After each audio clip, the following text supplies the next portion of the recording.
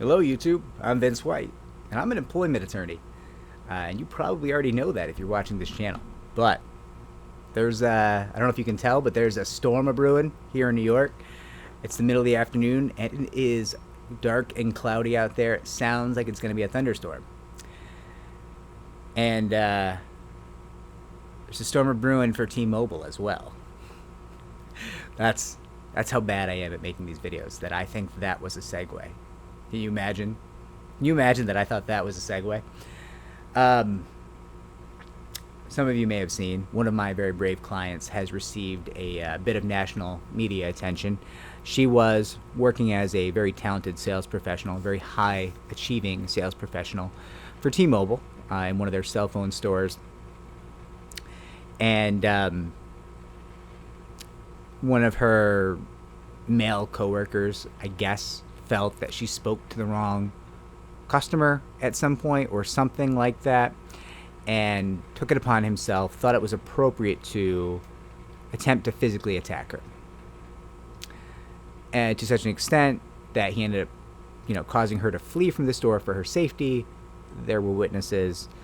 It was a debacle. It was, just wildly inappropriate, dangerous, unacceptable behavior in a workplace in every single way. And so my client did everything right, because that's the kind of person she is. She reported to HR. She told them everything. She let them know who the potential witnesses were, who were present, who could speak to the events. And T-Mobile took the right first step without question. They opened an investigation. They assigned investigators to do an internal investigation from HR.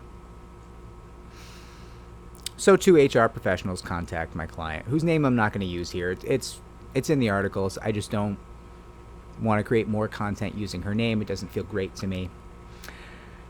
And these investigators contact her, and they tell her they're going to ask her some questions, but they say, hey, we have to ask you a couple questions first before we get into the events that you reported.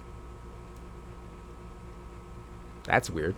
I thought we're here to talk about the male coworker trying to physically attack my client. But okay, all right, what are the questions? Well, we need to know if you have a sugar daddy. What? What does that have to do with anything? And we also need to know if you have an OnlyFans account.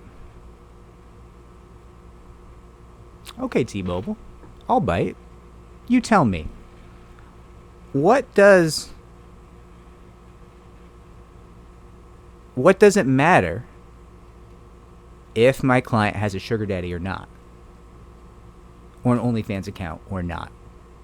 What does it matter? If she has an OnlyFans account, does she not deserve to be safe in your workplace? Is it okay that he physically attacked her,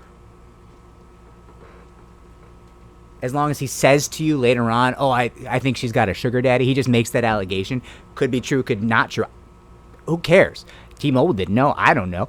No, I'm sure he didn't know. It's just he just trying to get himself out of trouble, started saying stuff, and they're like, oh, yeah, we better find that out before we investigate how you attacked her. Is this the kind of company you are, T-Mobile?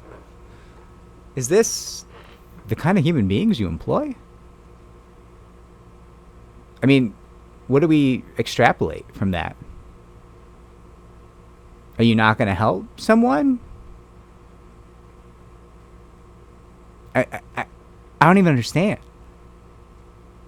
I mean, you could take the most backwoods trope of a sheriff.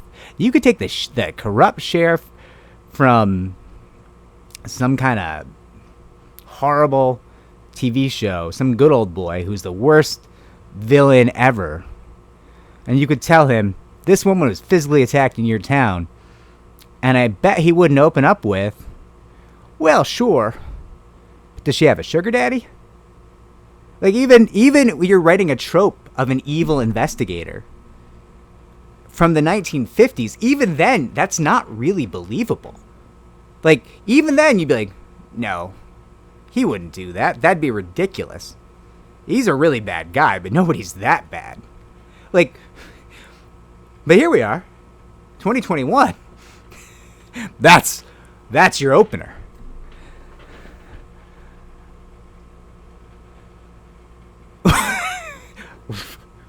What?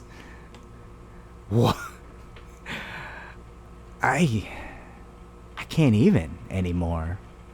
Jesus Christ.